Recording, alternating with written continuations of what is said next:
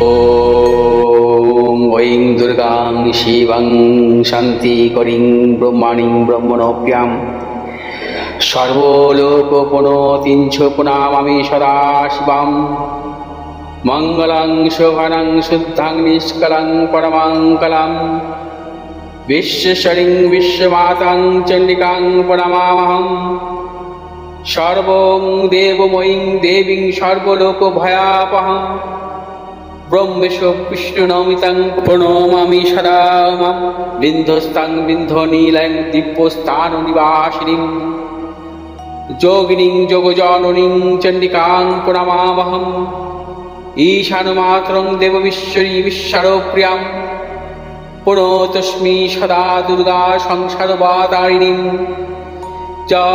इदं पठति शस्त्रं सिन्वादुवापि च नरो मुक्त सर्वपापभ्यो मोचते दुर्गायुष्यः।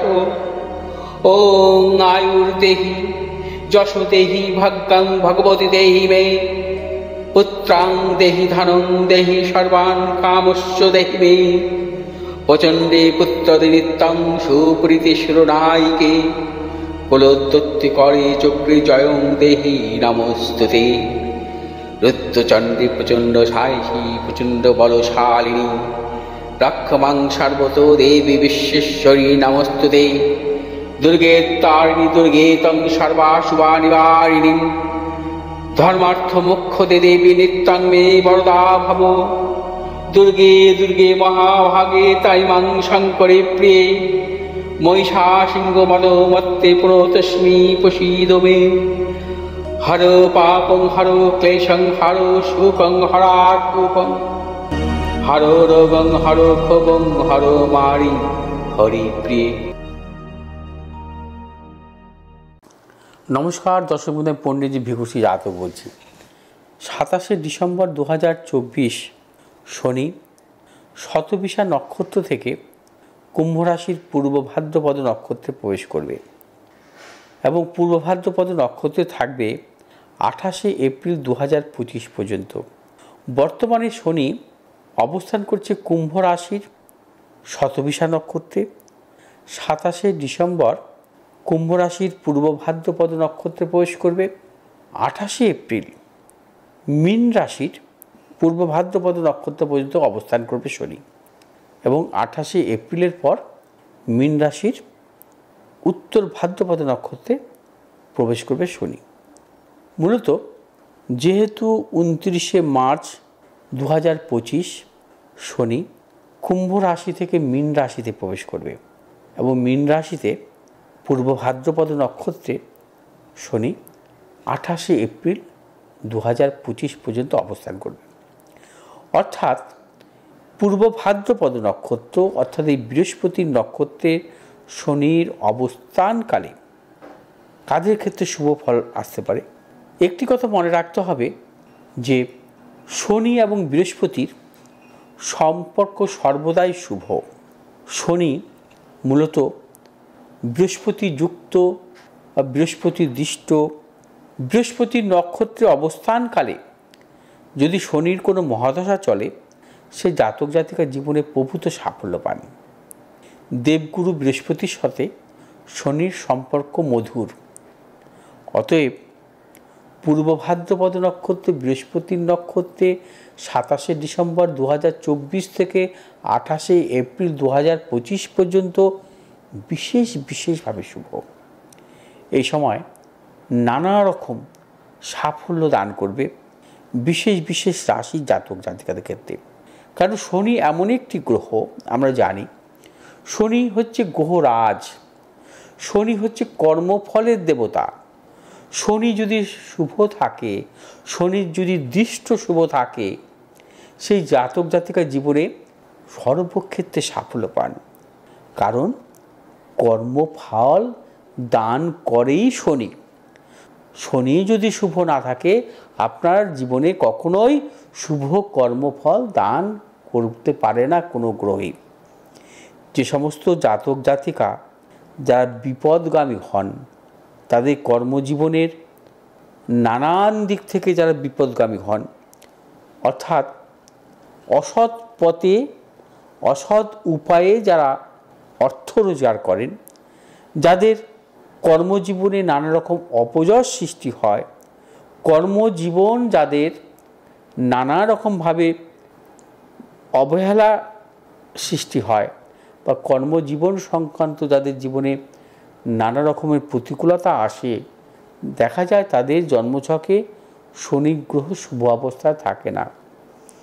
যেহেতু গ্রহরাজ শনি কর্মফলের দেবতা, যদি সে শুভ অবস্থায় থাকে, স্বক্ষেত্রস্থ থাকে, নিজ নক্ষত্রে থাকে, বা শুভ গ্রহের নক্ষত্রে থাকে, তুঙ্গী অবস্থায় থাকে, রাজ্য গ্রহের অবস্থায় থাকে, তাহলে সেই জাতক জাতিকার জীবনে কর্মজীবনে সাফল্য দান করে। তার কর্মজীবনে নানা রকম সাফল্য আসে, সম্মান আসে, প্রভাব আসে, প্রতিপত্তি আসে, এবং সে জীবনে সর্বদিক থেকে প্রতিষ্ঠা পায়। সেক্ষেত্রে তার এডুকেশন কোয়ালিফিকেশান না থাকলেও সে সাফল্য পায়। যদি গ্রহরাজ যদি কখনো কোনো জাতক জাতিকার জন্মছকে শুভ অবস্থা থাকে, আমরা যখন কোনো জাতক জাতিকার জন্মছক বিচার করি, তখন সব থেকে আগে গ্রহরাজের অবস্থান দেখি। গ্রহরাজ কোথায় আছেন, কিভাবে অবস্থান করছেন। যদি গ্রহরাজ শুভ অবস্থায় থাকে, তখন আমরা ধরে নিই এই জাতক জাতিকার জীবনে সাফল্য আসবে। অনেকের জীবনে কিন্তু বহুমুখী সাফল্য আসে। বহুমুখী, সে চাকরি করছে, ব্যবসা করছে, চাকরি করছে, ক্রিয়েটিভ সংক্রান্ত সাফল্য আসছে। সে চাকরি করছে, সে তার সাহিত্য চর্চা, কবিতা, নানা রকম দিক থেকে সাফল্য পাচ্ছে। সে চাকরি করছে বা ব্যবসা করছে, সে সঙ্গীত জগতের থেকে সাফল্য পাচ্ছে। বহুমুখী প্রতিভা, এটাই কিন্তু শনি দেয়। শনি যদি শুভ অবস্থা না থাকে, কোনো জাতক জাতিকার বহুমুখী প্রতিভা আসতে পারে না। অতএব শনি গ্রহের অবস্থান বা শনি গ্রহের বলবত্তা, শনি গ্রহের শুভ ফল পেতে গেলে আপনার জন্মছক অনুযায়ী শুভ অবস্থা থাকতে হবে। অতএব আগামী 27শে ডিসেম্বর থেকে 28শে এপ্রিল পর্যন্ত 2025 শনি যেহেতু পূর্ব ভাদ্রপদ নক্ষত্রে বৃহস্পতির নক্ষত্রে অবস্থান করবে, এ সময় বিশেষ বিশেষ কিছু রাশি জাতক জাতিকাদের ক্ষেত্রে অবশ্যই সাফল্য দেবে। সেক্ষেত্রে দেখা যাচ্ছে যে ধনুরাশির জাতক জাতিকারা কিছুদিন শুভ ফল পাবেন, অর্থাৎ 29শে মার্চ পর্যন্ত। আপনারা 27শে ডিসেম্বর থেকে 29শে মার্চ পর্যন্ত শুভ ফল পাবেন, তারপর পাবেন না। কন্যা রাশির জাতক জাতিকারা আপনারাও কিন্তু সাফল্য পাবেন মূলত 27শে ডিসেম্বর থেকে 29শে মার্চ পর্যন্ত। আবার বৃষ রাশির জাতক জাতিকা যারা আছেন, তারা কিন্তু 27শে ডিসেম্বর থেকে 28শে এপ্রিল পর্যন্ত শুভ ফল পাবেন বৃষ রাশির জাতক জাতিকারা। মেষ রাশির জাতক জাতিকারা কিন্তু 27শে ডিসেম্বর থেকে 28শে এপ্রিল পর্যন্ত শুভ ফল পাবেন। অর্থাৎ কন্যা, মেষ, ধনু তিনটি রাশির জাতক জাতিকারা 27শে ডিসেম্বর থেকে 29শে মার্চ পর্যন্ত শুভ ফল পাবেন। বৃষ রাশির জাতক জাতিকারা 27শে ডিসেম্বর থেকে 28শে এপ্রিল পর্যন্ত শুভ ফল পাবেন এবং আপনাদের বিশেষভাবে শুভ ফল দেবে। আবার তুলা রাশির জাতক জাতিকাদের ক্ষেত্রে বলবো যে আপনারা অবশ্য 27শে ডিসেম্বর থেকে 28শে এপ্রিল পর্যন্ত শুভ ফল পাবেন তুলা রাশির জাতক জাতিকারা। এছাড়া শুভ ফল পেতে পারেন মূলত মকর রাশি জাতক জাতিকারা। মকর রাশি জাতক জাতিকারা 27শে ডিসেম্বর থেকে 28শে এপ্রিল পর্যন্ত বিশেষভাবে শুভ ফল পাবেন।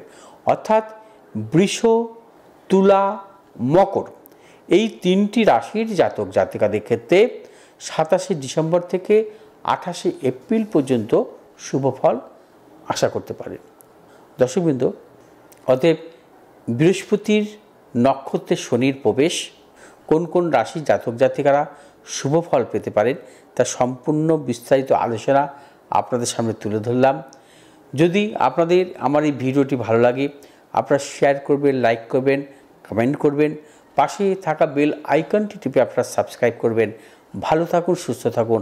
আবার নিয়ে আসবো নতুন বছরের 12টি রাশির জাতক জাতিকারা কেমন থাকবেন তা নিয়ে বিশেষ আলোচনা। নমস্কার।